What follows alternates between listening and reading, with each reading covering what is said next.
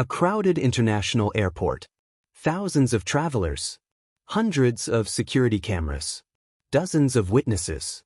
And yet somehow, one person vanished. Not from a remote forest. Not from an empty road. But from one of the most heavily monitored places on Earth. The cameras recorded the final moments. The evidence was collected. The investigation was launched. But more than a decade later, nobody can answer the question. What happened after that final run? And why did this person appear to be fleeing from something nobody else could see? Before we dive deeply, kindly subscribe to my page, follow, like, and share for more hidden history, untold stories, and fascinating historical mysteries. Airports are designed to prevent disappearances. Every entrance is monitored. Every departure is documented. Every movement leaves a trail. At least that's what we're told. Because in July 2014, one case challenged everything investigators thought they knew about tracking a human being. This wasn't a criminal escaping justice. This wasn't a fugitive. This wasn't a spy. This was an ordinary tourist who had gone on vacation. A person with a family, friends, a future. Someone who should have boarded a plane and returned home. Instead, that person walked into an airport and seemingly disappeared from history. This is one of the most disturbing disappearance mysteries ever captured on surveillance footage. And the deeper investigators looked, the stranger the story became. Summer. Europe was obsessed with one thing: the FIFA World Cup. Millions of fans gathered in bars, restaurants, and resorts to watch the tournament. Among them was a young German tourist enjoying what should have been a routine holiday. The trip appeared completely normal. Friends, beach resorts, football matches, late-night conversations, photos, memories. Nothing seemed unusual. Nothing suggested that within days, the vacation would become one of the most discussed disappearance mysteries on the internet. The resort town was busy. Tourists filled the streets. Restaurants remained open late into the night. Music echoed across crowded beaches. It felt safe, predictable, ordinary. Then something happened. A confrontation. Accounts differ on the exact details. But investigators later confirmed that an altercation occurred involving football fans. The incident reportedly resulted in a significant ear injury. At first, it didn't seem life-changing. Just another vacation mishap. But investigators would later question whether this seemingly minor event triggered everything that followed. Because after the injury, something changed. Not immediately. Not dramatically, but enough for people around him to notice, and enough for investigators to spend years examining every detail. Doctors advised that flying immediately might not be safe because of the injury. That created a problem. The vacation was ending. Friends needed to return home. Flights were scheduled. Work obligations were waiting. The injured traveler remained behind. Alone. At first, nobody considered that unusual. People miss flights every day. People recover from injuries every day. People stay in hotels for an extra night every day. But investigators would later identify this moment as a possible turning point. Because isolation changes everything. The support system was gone. The familiar faces were gone. The distraction of the group was gone. Now there was only one person, one hotel room, and growing fear. Then came the calls. Calls that would later become some of the most analyzed conversations in the entire case. The voice sounded different, anxious, concerned, increasingly frightened. According to later reports, the traveler began expressing fears that unknown individuals were following and watching him. At first, those concerns seemed difficult to understand. Who was following him? But what evidence existed? No one knew. Yet the fear sounded real. Very real. The concern became so intense that requests were reportedly made to cancel bank cards and protect finances. To family members back home, the situation was becoming alarming. Something was wrong. But nobody knew what. Thousands of miles away, all they could do was listen. And hope the flight home would solve everything. They believed that once the traveler returned home, whatever was happening would end. They were wrong. Then investigators discovered surveillance footage. The recordings raised even more questions. The footage reportedly showed unusual behavior inside the hotel. Pacing, looking through windows, watching hallways, appearing nervous. At one point, there were reports of hiding inside an elevator area and repeatedly checking surroundings. Was someone truly following him? Or was something else happening? That question remains at the center of the mystery. Supporters of one theory argue the fear was justified. Supporters of another believe the fear itself was the clue. The footage alone could not provide the answer. But it showed one undeniable fact. The traveler was terrified. The question was why? July 8th. Morning. Airport day. The day everything was supposed to return to normal. A taxi arrived. Luggage packed. Passport ready. Flight booked. Home was finally within reach. The airport was busy. Families rushed to gates. Announcements echoed through terminals. Employees followed ordinary routines. No one realized they were about to witness one of the strangest disappearances ever captured on camera. The traveler arrived. Checked in. Waited. Nothing unusual. Nothing dramatic. Everything seemed calm. Then came one final stop. The airport medical office. Because of the earlier injury, medical clearance was needed before boarding. What happened inside that office would become the most debated moment in the entire case. Years later, theories would explode across the internet. Some claimed the traveler had discovered a criminal conspiracy. Others suggested he was being hunted. Some believed organized crime was involved. Others believed there was no threat at all. Millions of people would watch the airport footage searching for clues. Frame by frame. Second by second. Trying to identify the moment everything changed. But none of those theories explain one critical detail. What exactly happened inside that office? Because according to accounts later provided by witnesses, a construction worker entered while the medical consultation was taking place. The airport was undergoing renovations at the time. And then, panic. Sudden. Immediate. Extreme. According to later reports, the traveler appeared terrified and shouted words that investigators would never forget. "I don't want to die here." Seconds later, everything changed. The next moments would be captured by airport security cameras. The footage would be viewed by millions. Investigators would analyze it. Journalists would debate it. Internet detectives would obsess over it. Because what happened next should have been impossible. A person would run out of one of the most monitored locations in Europe. Leave behind a phone. Leave behind money. Leave behind luggage. Leave behind identification. And then disappear. Forever. For minutes. That's all it took. 4 minutes transformed an ordinary traveler into one of the most famous missing persons in modern history. 4 minutes of surveillance footage. 4 minutes that have been watched millions of times. 4 minutes that investigators, journalists, psychologists, and internet detectives have analyzed frame by frame for more than a decade.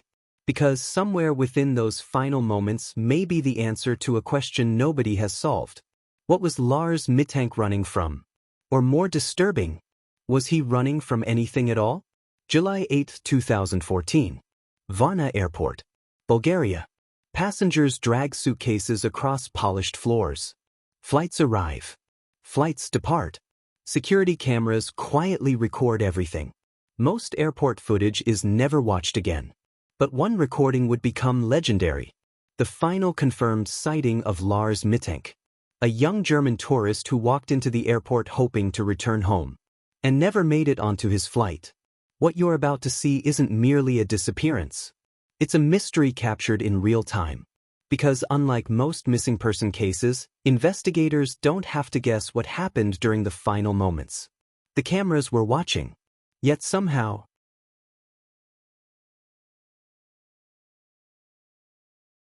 the footage created more questions than answers. Shortly after arriving at Varna Airport, Lars sent a text message to his mother confirming he had arrived. It would be one of the last known communications he ever sent. At first glance, nothing appears unusual. No visible panic. No obvious pursuers. No confrontation. No emergency. Just another traveler preparing for a flight home. But investigators later noted something important. By this point, Lars had already spent nearly 24 hours expressing fears that people were following him.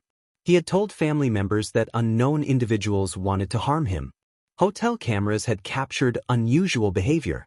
Witnesses described him as increasingly fearful. The airport wasn't the beginning of the mystery. It was the climax. The pressure had been building long before he arrived. And nobody knew how close it was to exploding. Because of his ear injury, Lars needed clearance before boarding his flight. So he entered the office of airport physician Dr. Costa Kostov. This should have been routine. A brief examination. A signature. A boarding pass. A flight home. According to the doctor, Lars initially appeared nervous but cooperative. He discussed his injury. He discussed medication. The appointment continued normally. Then something happened. And this is where the mystery becomes complicated. Because there are no cameras inside the doctor's office. The most important moment in the entire case occurred beyond the view of surveillance footage. Everything investigators know comes from witness accounts. According to Dr. Kostov, a construction worker entered the room during the consultation. The airport was undergoing renovations at the time. The worker's appearance should have been unremarkable. Yet according to the doctor's account, Lars reacted instantly. His body language changed. He began trembling. Then came the words that would become famous around the world. "I don't want to die here. I have to get out of here." Moments later he ran. The footage begins. A door opens. Lars emerges. At first, his movement appears controlled. Purposeful. But not yet desperate. Then something changes. Within seconds, the pace increases. His walk becomes a run. His run becomes a sprint. Security cameras record him moving rapidly through the terminal. No visible attacker. No visible threat. No one chasing him. Yet every movement suggests overwhelming urgency. This detail would become crucial. Supporters of the foul play theory ask, what if the danger wasn't visible on camera? Supporters of psychological explanations ask, what if the danger existed only in his perception? The footage cannot answer either question, but it forces investigators to confront both.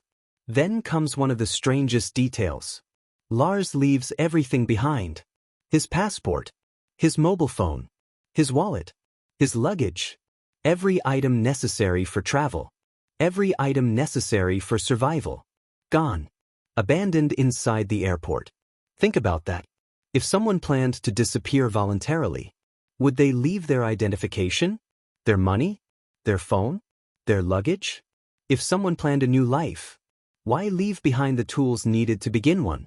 Investigators would spend years debating this point, because abandoning everything suggests something unexpected, something immediate, something that felt more important than survival itself. Now the footage becomes more disturbing. Lars isn't simply leaving. He appears to be escaping. His movements are rapid, erratic, focused entirely on reaching the exit. People move around him. Airport staff continue working. Passengers continue walking. Nobody appears alarmed. Nobody appears aware that history is unfolding around them. To everyone else, he is just another man moving quickly through an airport. Only later would the footage reveal its significance. And only later would millions realize they were watching a disappearance happen in real time. Then Lars exits the terminal. This is the last stage of the footage. And perhaps the most important. Most airport disappearances end near transportation. Parking lots, roads, taxi stands, public transit. People seeking escape usually move toward civilization. Lars did the opposite. Instead of moving toward safety, he moved away from it. The cameras show him heading toward open land beyond the airport perimeter. But investigators still cannot answer.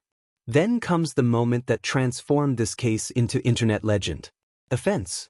So difficult. Not something a casual traveler would climb. Yet Lars crosses it. Without hesitation. Without stopping. Without looking back. The footage suggests a man operating on pure instinct. Pure fear. Or pure determination. Perhaps all three. Once over the barrier, he enters an open field. Then continues running. Further. Further. Further. Until eventually, He disappears from view. The camera never sees him again. For years, people assumed the footage told the whole story. It doesn't. Because shortly after Lars vanished from the cameras, investigators deployed search teams. And what they discovered created an entirely new mystery. Search dogs reportedly tracked his scent away from the airport area. But the trail became difficult to follow. No body. No belongings. No confirmed crime scene. No confirmed destination. Nothing. It was as if the earth had swallowed him. This is where the case changes. Because now investigators face two mysteries instead of one. Mystery number 1. Why did he run? Mystery number 2. How did he disappear so completely afterward? Over time, several competing explanations emerged. Some researchers focused on medication. Others focused on head trauma. Others pointed to extreme stress, isolation, and paranoia. A smaller group believes Lars genuinely encountered a threat that has never been identified. What's remarkable is that none of these theories fully explain every fact. The psychological theories explain the panic, but not the complete disappearance. The criminal theories explain the disappearance, but not the lack of evidence. Every explanation solves one half of the puzzle while creating another, which is exactly why the case remains unsolved. But investigators were about to discover something even stranger. Because the airport footage wasn't the last clue. In the days, months, and years that followed, reports would emerge from across Europe. Truck drivers, witnesses, possible sightings, photographs, rumors, and one lead that convinced some investigators that Lars may have survived far longer than anyone imagined. The problem? None of those sightings could be proven. And one of the most famous turned out to involve an entirely different missing man. So the question remained, did Lars die shortly after entering the wilderness? Or did he successfully escape whatever he believed was chasing him? Please don't forget to subscribe to my page, follow, like, and share for more hidden history, untold stories, and fascinating historical mysteries. Watch out for part 2.